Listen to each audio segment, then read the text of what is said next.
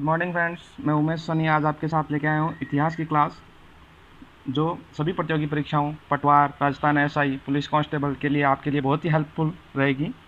तो आज हम इतिहास के शुरू से ही हम क्या करेंगे, स्टार्ट करना चाहते हैं। तो आज हम बात करेंगे इतिहास क्या है।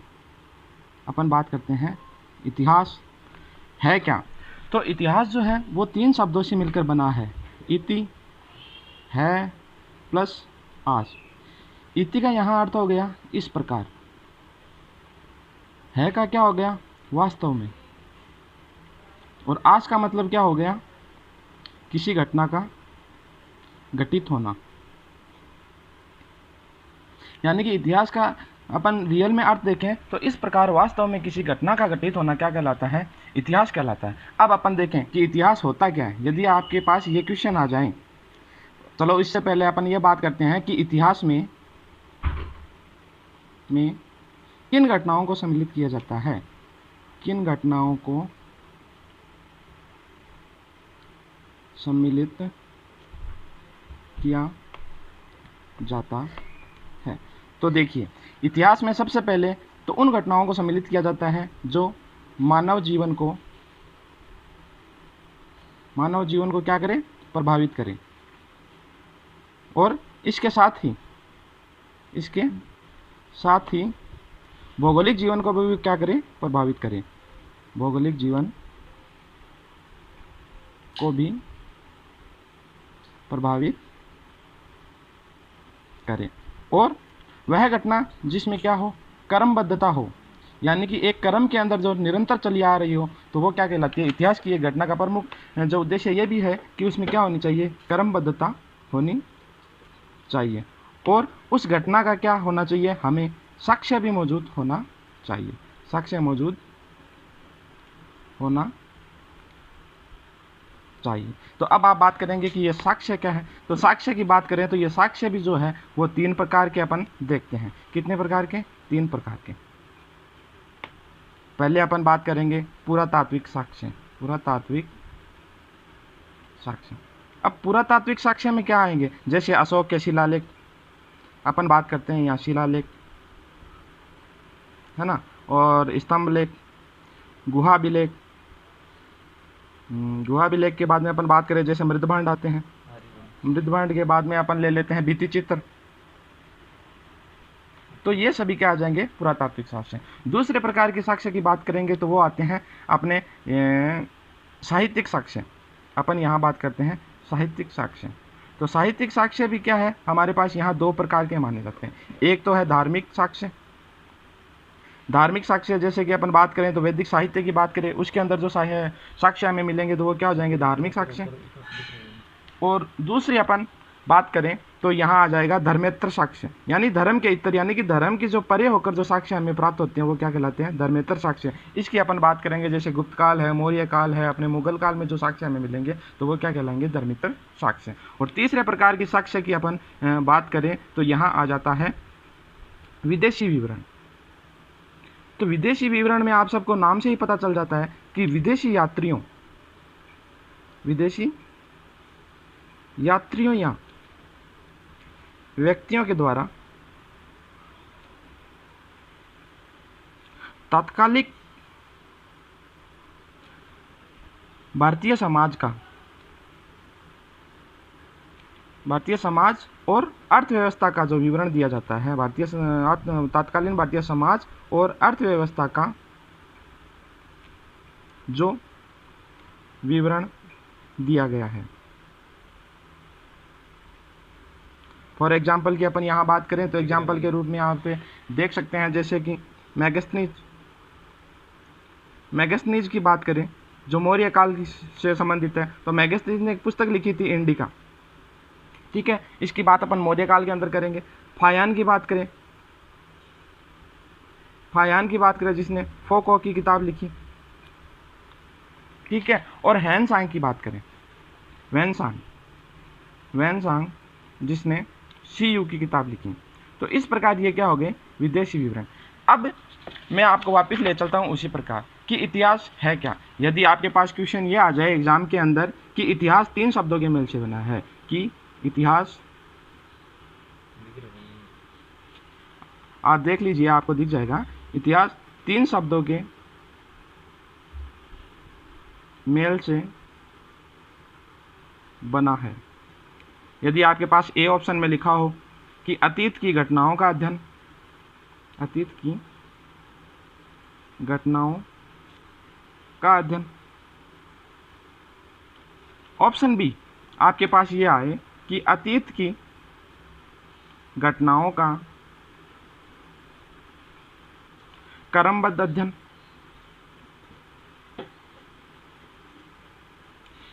सी ऑप्शन आपके पास ये आए कि अतीत की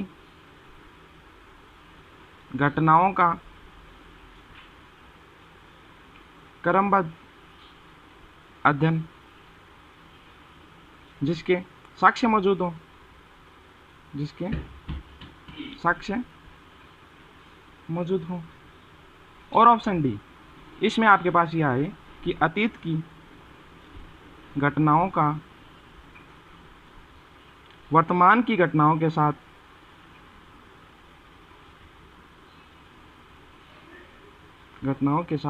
उल्लेख कर क्रमबद्ध तरीके से अध्ययन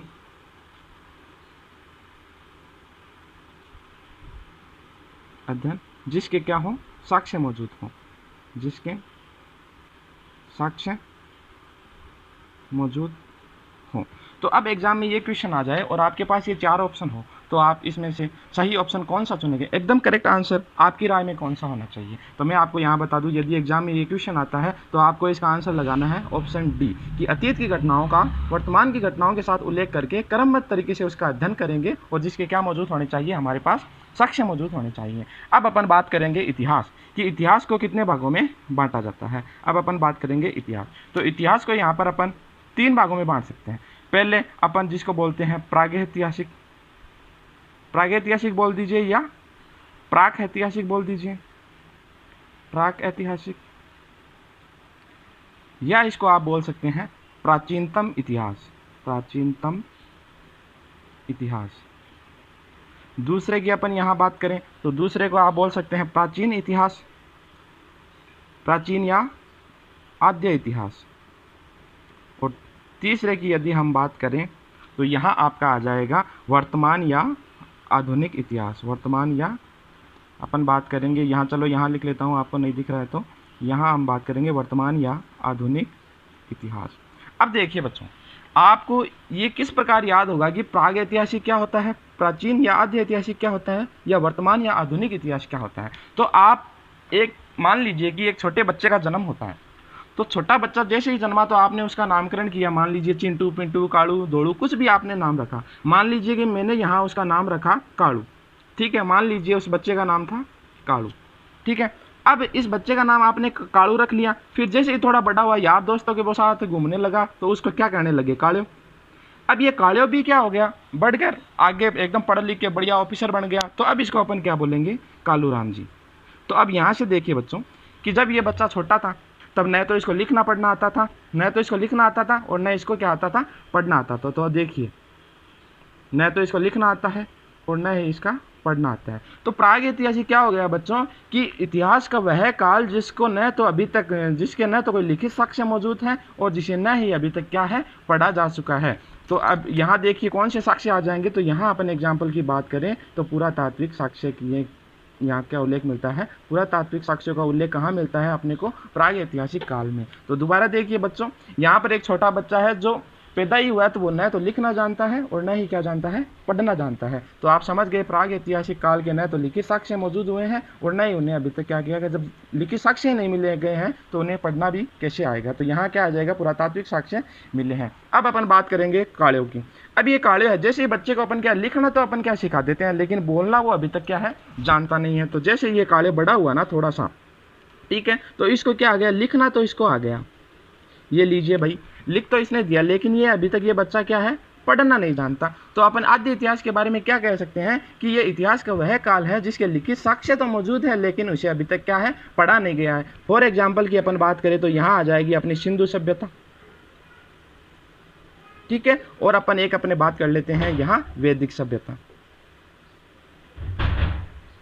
ठीक है बच्चों। अब आगे चलते हैं अपन कालूराम जी की। अब कालूराम जी देखिए, आप ऐसे ही जान चुके हैं कि ये लिखना भी जानते हैं, लिखना भी जानते हैं और पढ़ना भी जानते हैं। तो आधुनिक इतिहास के अंदर हम उस काल का अध्ययन करेंगे जिसके लिखित साक्ष्य भी मौजूद हैं और जिसे अभी भी क्या है, पढ़ लिया भी गया है। तो बच्चों आप अब जान गए होंगे कि इन तीनों में क्या है, अंतर क्या है। तो अब अपन बात करेंगे इनकी कुछ विस्तृत जानकारी अपन लेते हैं। तो सबसे पहले अपन लिखेंगे प्राग ऐतिहासिक काल।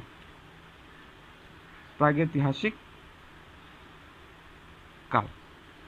तो देखिए बच्चों, प्रागैतिहासिक काल या प्राचीनतम इतिहास अपन जानते ही हैं कि ज्ञात इतिहास का, मान लीजिए कि मैं आपको ये कह दूं कि कल का इतिहास बताओ, तो कल का इतिहास जो है वो हो गया आपके लिए प्राचीन। यदि मैं पूछ लूं कि आप आज का इतिहास बताओ तो आप क्या कहोगे, ये वर्तमान या आधुनिक इतिहास है। और मैं आपको ये कह दूं कि आप परसों का या उससे 3 दिन पहले का इतिहास बताओ तो वो क्या हो गया आपका प्राचीनतम इतिहास या प्राग ऐतिहासिक, अपन इसको मान सकते हैं। तो इसमें हम क्या लिखेंगे कि ज्ञात इतिहास से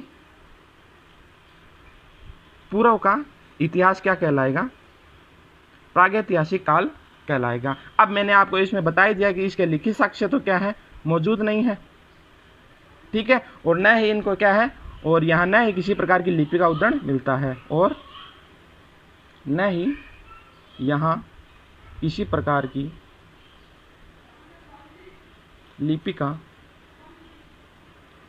उदाहरण मिलता है, ठीक है। और क्या मिले हैं, केवल पुरातात्विक साक्ष्य मिले हैं, केवल पूरा, अच्छा आपको नहीं दिख रहा है, सॉरी, अभी आप देख लीजिए, केवल पुरातात्विक साक्ष्य यहाँ से मिलते हैं। अब अपन दूसरे की बात करते हैं, आद्य ऐतिहासिक काल की अपन बात करते हैं। ये लीजिए, अपन दूसरे पे चलते हैं, आद्य ऐतिहासिक काल। बच्चों आप साथ साथ में नोट डाउन करते चलिए। आद्य ऐतिहासिक काल यानी कि वह काल जिसके लिखित साक्ष्य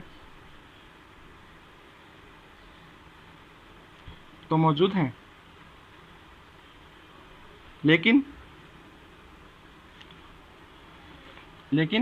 उन्हें पढ़ा नहीं गया। एग्जाम्पल मैंने आपको बताया ही था, सिंधु और वैदिक सभ्यता। अब अपन तीसरे की बात करें जिसको अपन ने बोला था इतिहास, आधुनिक या वर्तमान इतिहास, आधुनिक या वर्तमान इतिहास।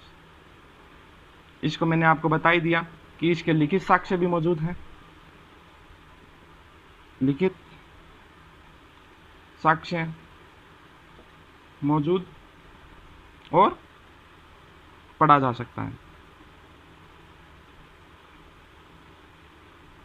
अब बच्चों देखिए, मैं आपको एक चीज बताने जा रहा हूं कि 1842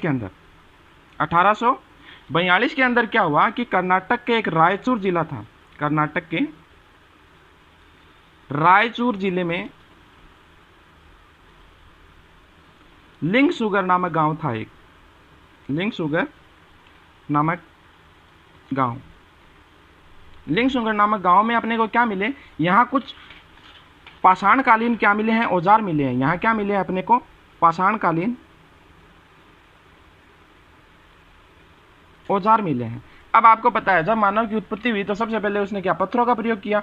तो अपने जो मानव की उत्पत्ति की बात करेंगे तो सबसे पहला इतिहास हमने क्या बात की, प्रागैतिहासिक की। तो मानव की उत्पत्ति से संबंधित क्वेश्चन आ जाएगी, मानव की उत्पत्ति से संबंधित काल कौन सा है, तो प्रागैतिहासिक काल है, ठीक है। अब इस प्रागैतिहासिक काल को ये जो पाषाणकालीन औजार मिले हैं ना, इनकी बनावट के आधार पर क्या कर दिया, पूरा पाषाण भी अपन इसको बोल सकते हैं, प्रागैतिहासिक काल को पूरा पाषाण भी बोल सकते हैं। तो अब इस प्रागैतिहासिक काल को इन पत्थरों की बनावट के आधार पर हमने क्या कर दिया, 3 भागों में क्या कर दिया, बांट दिया। अब अपन इन तीनों का अध्ययन करेंगे। देखिए पहले तो आप नाम देखिए, सबसे पहले अपन बात करेंगे पूरा पाषाण काल, पूरा पाषाण काल, मध्य पाषाण काल, और तीसरे की अपन बात करेंगे तो नव पाषाण काल।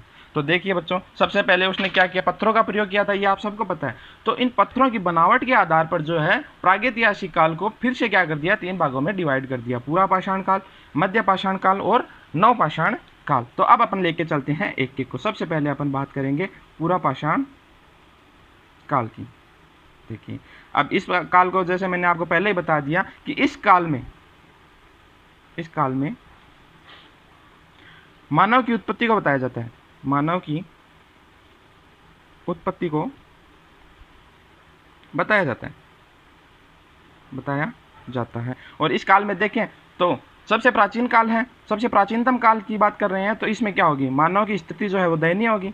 तो मानव की स्थिति यहाँ क्या थी, मानव की स्थिति यहाँ दयनीय थी और वो घुमक्कड़ जीवन व्यतीत करता था, घुमक्कड़ जीवन व्यतीत करता था। घुमक्कड़ जीवन का व्यतीत करने का मतलब इधर उधर क्या करता था, घूमता रहता था। और इस काल में आदि मानव क्या करेगा, केवल शिकार करके अपना भोजन करता था, क्योंकि वो कुछ जानता ही नहीं था। तो यहाँ क्या करेगा, वो केवल शिकार करके अपना जीवन चलाता था।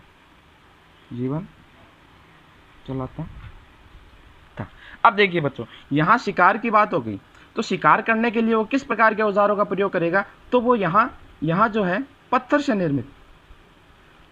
निर्मित औजारों का प्रयोग करेगा।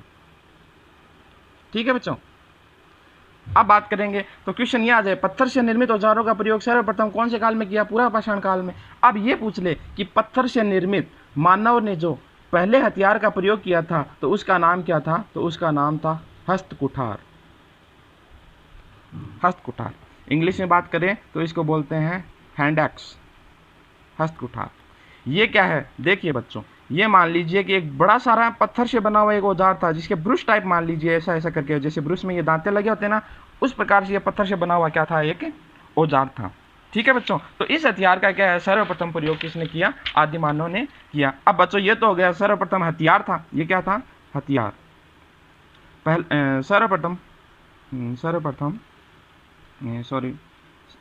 सर्वप्रथम हथियार जिसका प्रयोग आदि मानव ने किया। ठीक है बच्चों, अब बच्चों ये तो हो गया हस्तकुठार, एग्जाम में आने लायक क्वेश्चन है बच्चों, थोड़ा ध्यान देना। आगे की अपन चलते हैं, तो देखिए बच्चों, अब एग्जाम में ये क्वेश्चन पूछ ले कि ये जो हस्तकुठार नामक जो हथियार है, ये सर्वप्रथम खोजा किसने और ये किस स्थान से मिला। तो बच्चों देखिए, ब्रश के समान है ना, ये ब्रश के समान इसकी आकृति आपको दिख रही है ना। तो देखिए बच्चों, 1863 में ही कर्नाटक में रॉबर्ट ब्रशफुट ने, तो याद रखने का तरीका याद रखिए, रॉबर्ट ब्रशफुट ने कर्नाटक का एक स्थान है पलवरम नामक स्थान से इसको प्राप्त किया। देखना बच्चों, ये चीज़ एग्जाम में आने लायक है, इसको आप याद रखने की कोशिश करें, रटना नहीं है, समझने की कोशिश करें कि सबसे पहले हस्तकुठार नामक हथियार जो है आदि मानव ने प्रयोग किया। अपने माइंड में सेट कीजिए कि इसकी आकृति एक बड़े ही ब्रुश के समान थी, जो पत्थर से निर्मित थी। तो इसकी खोज किसने की, रॉबर्ट ब्रशफुट ने की, कर्नाटक के पलवरम नामक स्थान पर, और 1863 में की थी। और अब आपने यहाँ देखा, तो इसके आगे की एक लक्षण की ओर बात करें तो हस्तकुठार जो है, तो इस काल में जो औजारों का जो साइज था वो काफ़ी क्या होता था, बड़ा होता था। तो औजारों का साइज, औजारों का जो आकार है काफ़ी बड़ा होता था, काफ़ी बड़ा होता था। अब देखिए, यहाँ आदि मानव की उत्पत्ति हुई है, तो वो क्या करेगा, समूह में रहना तो प्रारंभ करेगा नहीं। ठीक है, तो यहाँ क्या हो जाएगा, आदि मानव ने समूह में रहना प्रारंभ नहीं किया, समूह में रहना प्रारंभ नहीं किया। अब देखिए बच्चों, इसको भी क्या है, अपन वही लेके चल सकते हैं, कालू और कालू राम जी। देखिए बच्चों, अब बच्चा जो है वो समूह में नहीं रहता है, जाता ही नहीं है, या तो अपनी मम्मी के पास या पापा के पास चला जाता है, ज़्यादा से ज़्यादा तो नहीं जाता। तो यहाँ देखिए, आदि मानव ने समूह में रहना क्या है, प्रारंभ नहीं किया, और वो यहाँ क्या था, केवल उपभोक्ता था। तो इस काल में, यानी कि पूरा पाषाण काल में, मानव केवल क्या था, उपभोक्ता था। उपभोक्ता का मतलब समझ रहे हैं बच्चों, केवल उपभोक्ता था। उपभोक्ता का मतलब ये है बच्चों कि उसे केवल खाने पीने की यही क्या है समझ थी कि मैं किसको खाऊं, जानवरों को खाने की थी, लेकिन ये समझ नहीं थी कि मैं स्वयं भी क्या है कुछ कर सकता हूं। तो उसने कृषि का उत्पादन करना, यानी कि वो कर सकता था, लेकिन उस टाइम उसके दिमाग में ये चीज़ें नहीं आई। तो इस टाइम यानी कि पूरा पाषाण में मानव केवल क्या था, उपभोक्ता ही था। अब अपन दूसरे की बात करेंगे, मध्य पाषाण काल। मध्य पाषाण काल। देखिए बच्चों, अब जैसे ही थोड़ा बच्चा जो है अपना कालू जो बड़ा हुआ कालू, तो समूह में बच्चों के साथ खेलना प्रारंभ किया, तो ये मध्य पाषाण काल आया ना, तो इसमें क्या हुआ, इस काल में आदि मानव ने समूह में रहना प्रारंभ किया, रहना प्रारंभ किया, और साथ ही क्या कर दिया उसने, पशुपालन भी क्या कर दिया, प्रारंभ कर दिया। पशुपालन भी प्रारंभ कर दिया। ठीक है, अब पशुपालन देखो प्रारंभ कर लिया, तो एग्जाम में यहाँ से क्वेश्चन आ सकता है बच्चों कि आदि मानव ने सर्वप्रथम किस पशु को पालना शुरू किया, तो उस पशु का नाम था कुत्ता। तो क्वेश्चन ये आ जाए कि आदि मानव ने सर्वप्रथम इस जानवर को पाला। ठीक है बच्चों, तो यहाँ किस जानवर को पाला, आदि मानव ने सर्वप्रथम कुत्ते को पाला। और यहाँ बात करें जो औजारों का जो आकार है, यहाँ औजारों का आकार पूरा पाषाण से थोड़ा छोटा था, औजारों का आकार जो था सूक्ष्म था, यानी कि पूरा पाषाण की तुलना में मध्य पाषाण में जो औजारों का आकार था वो सूक्ष्म था। तो इसे सूक्ष्म पाषाण या मैक्रोलिथस काल भी कह सकते हैं। मैक्रोलिथस काल भी कह सकते हैं। अब देखिए बच्चों, यहां तक आपने अध्ययन किया, तो यहां भी क्या है कि बच्चे ने कमाना शुरू नहीं किया, ठीक है, या आदि मानव ने कमाना शुरू नहीं किया। यहां भी क्या है कि वो एकदम यायावर जिंदगी ही जी रहा है, यानी कि उसको केवल ये समझ नहीं है कि मैं भी कुछ कर सकता हूं। तो इस काल में भी क्या है, इस काल में भी जो आदि मानव की स्थिति है, ये रहा अपना आदि मानव की स्थिति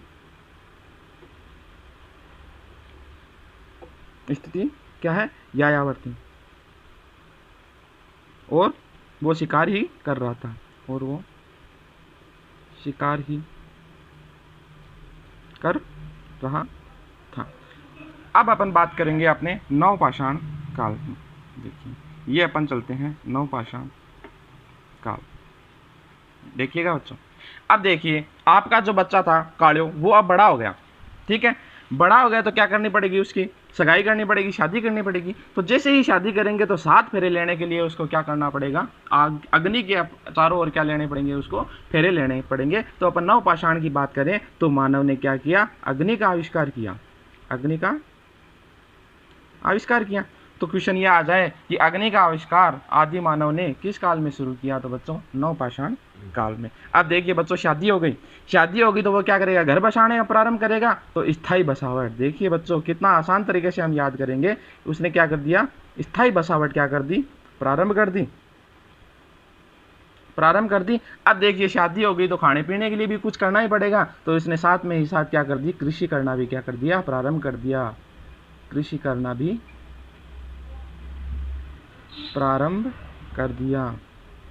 अच्छा देखिए बच्चों, अब देखिए वाइफ आ गई घर में, तो वाइफ ऐसे तो है नहीं कि 24 घंटे घर पे बैठेगी, बाहर भी जाना पड़ेगा। तो बाहर जाएगा तो जाएगी कैसी, नखरे वाली वाइफ आई, तो वो क्या करेगा कि उसको तो गाड़ी चाहिए, तो गाड़ी के लिए क्या चाहिए, पहिए। तो मान लीजिए पहिए का आविष्कार आदि मानव ने किस काल में किया, नवपाषाण काल में।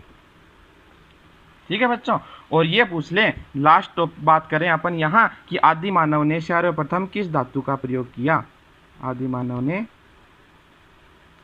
सर्वप्रथम किस धातु का प्रयोग किया। यदि ये क्वेश्चन आपको पूछ ले तो यहाँ पर आपका आंसर होना चाहिए तांबा।